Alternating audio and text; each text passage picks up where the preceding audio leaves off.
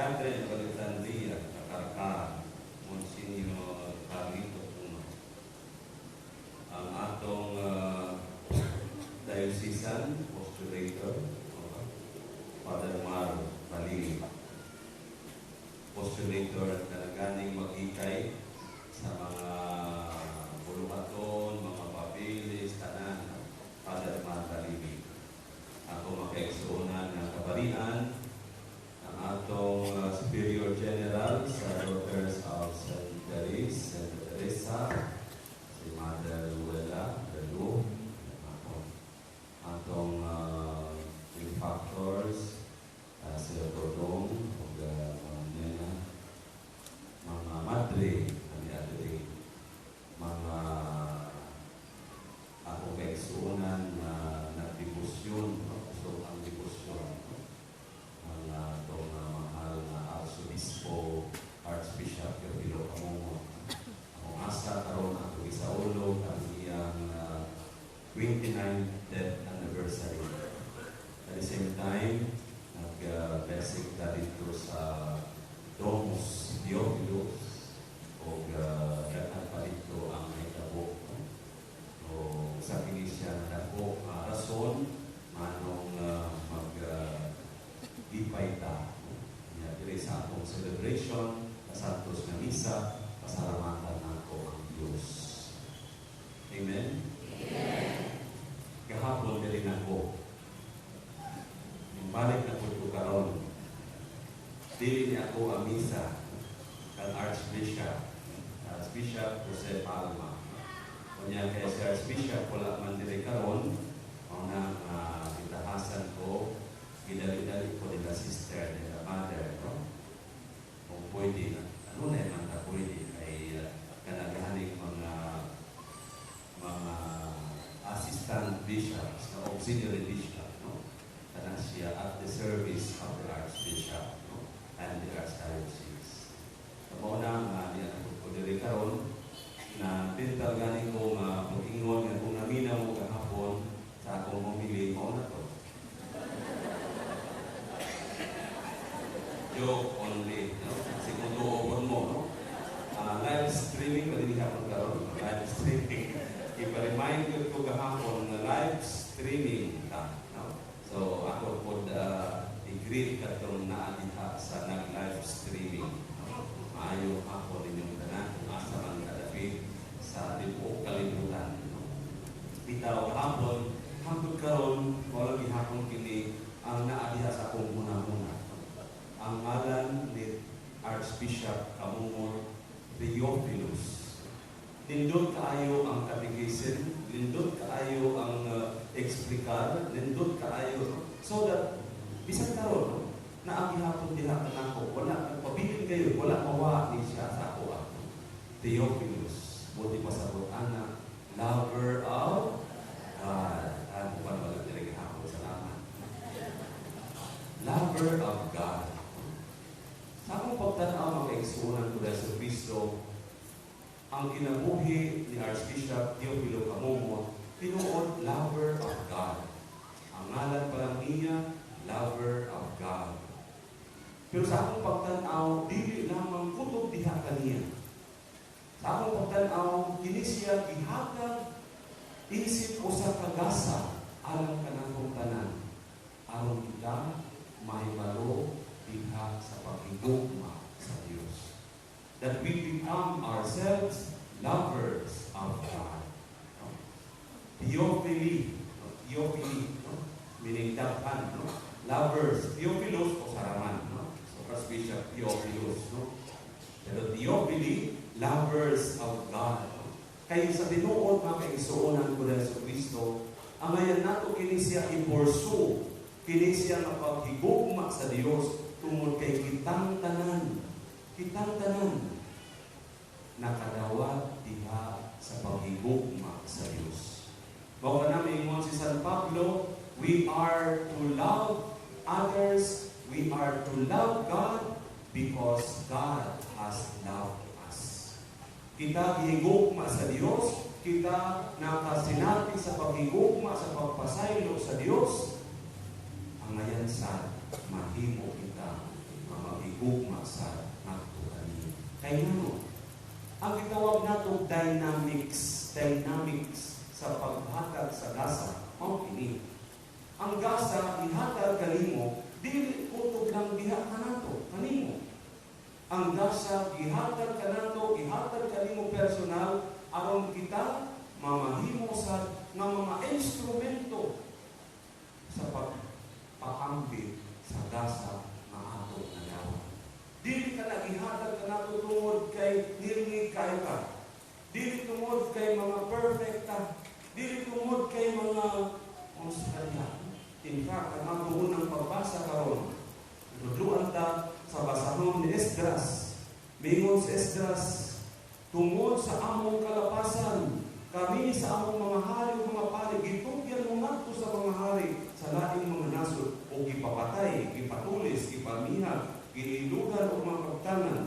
Apan karon, sulod sa panahon ang Ginoo naluoy kanamo o wala kami utang patay o gihatagan kami kasiguruan, sulod niining bala ang dapit aron ang Dios mulipay kanamo o muhatag kanamo paulay ikan sa among kaulitan. Kasi buti pasabot ani kini si Esdras kung siya kami makasasala na ang mga daotan na gibuhat pero ang Dios nagpabilin diha sa iyang pagigugma. So karon kita mamidawat dili pud ta pwede moingon putol lang ninako. Putol na lang sa mua ang among mga grasa, ang mga bendisyon, ang pagkapari, ang pagkaobispo, ang mga grasa na nadawat sa kasanto, putol na diha kaniya. Dili pwede na. Kaya ang dynamic sa gift na kana siya ihatag kanato aron kita makapaambit nato sa uban. Mao kana makaigsuonan ko sa Kristo ang panahon nato unsa matong gibasa karon na diha misulti kamo gipadala diha sa akong pagbasa sa Ebanghelyo ni Lucas, no? Ebanghelyo ni San Lucas miingon diha ang gibasa ni Monsignor, no? Unya iyang gisugo sila ang magpasangyaw bahin sa gingharian sa Dios o mag-ayo sa masakiton. Unsa ang gingharian sa Dios? Ang gingharian sa Dios lain kung dili ang paghigugma, ang pagpasaylo. Kaya ang gingharian sa Dios, dili ka nang gingharian na tuang ba sa lain nga lugar. Pagugol pa nato niya. Ang gingharian sa Dios na adiri ka nato, nagsugod diri ka nato kung naadiha ang paghigugma, kung naadiha ang pagpasaylo, there we find the kingdom. Mao ka na mag-igsuonan ko sa Kristo, kini siya unang punto. No? Kita, sama nga si Archbishop Teofilo Camomon, i-awhag ka, ihagit ka, pagpuyo sa kinabuhi na gitawag nato Lover of God, Theophilus.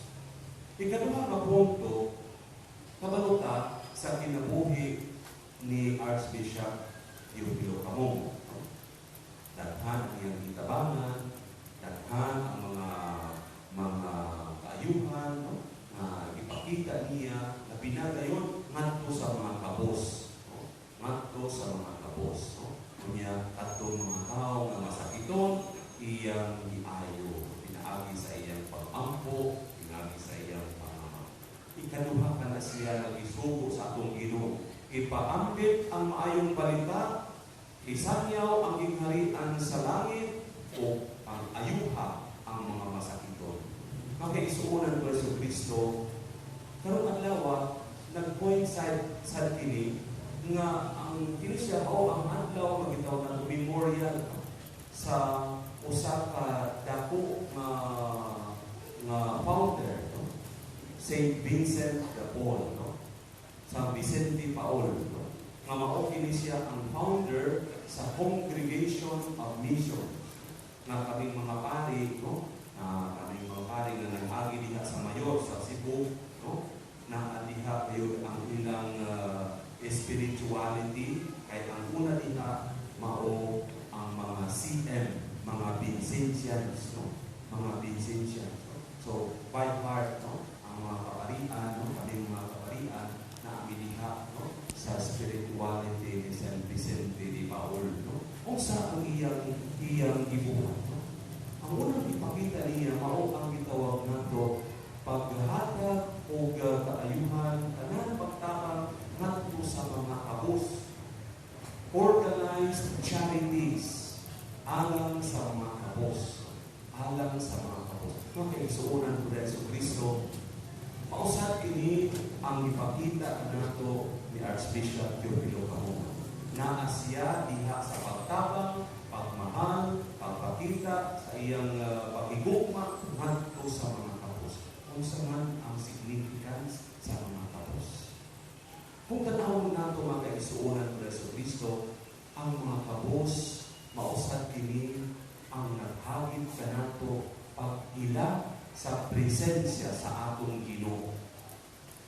Kung kita naadiha sa pagtabang, kung kita naadiha sa paghigugma kini sa atong mga kaigsuonan ng mga kabos, kini siya usa ka hagit nato diha kanato sa pagtan-aw kanila nga diha kanila naa sa Hesus Kristo. Ano man? Sa pagbasa nato diha sa sulat ni San Pablo ngadto sa mga taga-Filipos, moingon diha chapter 2 verse 6 to 11. Mingon diha, though he has the divinity, he has the form of God, the divinity of God, he did not deal equality with God, but rather he emptied himself, becoming poor like us, becoming man like us, except sin. Kung sa'yo, buti pasabot-anin ni San Pablo. Buti pasabot-anin ni San Pablo that Jesus denied himself diha sa iyang pagka-Ginoo, pagka-Diyos. Ang ipakita ka nato diha sa iyang pagkakapos. Kay diha sa iyang pagkakapos, kita nadawat nato ang kaluwasan. Kay ano? Dili lang puto diha sa pagkahimong tao sama ka nato takot sa sala, kundi iya kayo gihatag ang iyang kinabuhi dito sa krus. Aron kita, ikaw, ako, maluwas. So kung naman kaigsuonan ko sa Kristo, kung kanawon nato mao kini ang gitundo sa simbahan. Nga diha sa atong simbahan, kini simbahan sa atong Ginoong Kristo, simbahan sa kabos. Simbahan ngadto nga gipakita ni Hesus Kristo kini siya. Mao kini siya ang akong komunidad. Dili lamang kini kabos tungod kay way kwarta, way kaptanan, way balay, way sinina. Kabos tungod kay diha kanato na atay gitawag spiritual poverty. Kanang gitawag nato, layo kita, napalayo kita sa Dios. Nawala kita diha sa Dios. Mao na kinahanglan somebody has to restore us back. Nga sa gitawag nato ang pagkaanak sa Dios. Kay nawala kita sa grasya, nawala kita sa bendisyon tungod kay nakasala kita. Even karon, no? Hangtod karon, mawala kani kita, kasala kani kita, mawala man tayo sa Dios. Mawala, maputol kini siya. O kana, mga atong Ginoo, ini siya atong mga santos karon, atong servant of God, Archbishop Teofilo Kahunga, San Vicente de Paul, ipakita nila ang Diyos, pinagi ni Hesus Kristo sa iyang pagkakabos, naluwas kita. Sumaw ka naman kaigsuonan ng Hesus Kristo, nga kita, di ay ka na siya, murag lahit nga maluhaton, kanang pagtanaw, pagtabang, pagigugma sa mga kabus. Dili ay kana siya lahi nga kuluhat, kana siya mga kuluhaton sa mga pari, sa mga madre, ay naalin ko kanila ang mga organized charities. Kitang tanan, makaigsuunan ko na sa Kristo. Kawatay kabalo, kay kita di basig kita sa kana ang kabus sa mga lasa sa Diyos. Kabus sa bendisyon sa Diyos. Mao kanya ang diha sa atong pagbasa sa mga laing parte sa Ebanghelyo, no? Moingon diha, no? Nga every time na atay gibuhat nga pagtabang sa kabos, almsgiving, whenever we do almsgiving, it always removes diha kanato sa atong mga dautan na buhat. Diha sa atong pagtabang kay ngano, this is charity. Charity kini siya, pagigugma kini siya, na maugayon ang ginabuhi sa Diyos. Ang Diyos, pagigugma. Kung kita na adiha magpuyo sa pagigugma, pagtabang sa mga kabos o mga tao na nanginahanglan sa pagtabang, kung ipasabot anak, nagpuyo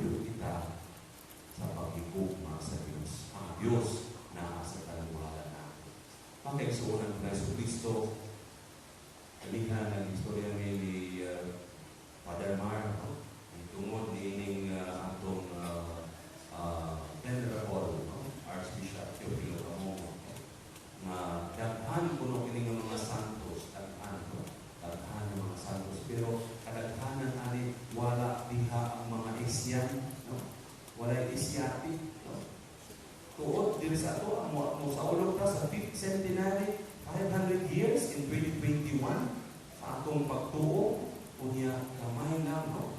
Relatively kamay lang, pipila lamang ang mga santos, no?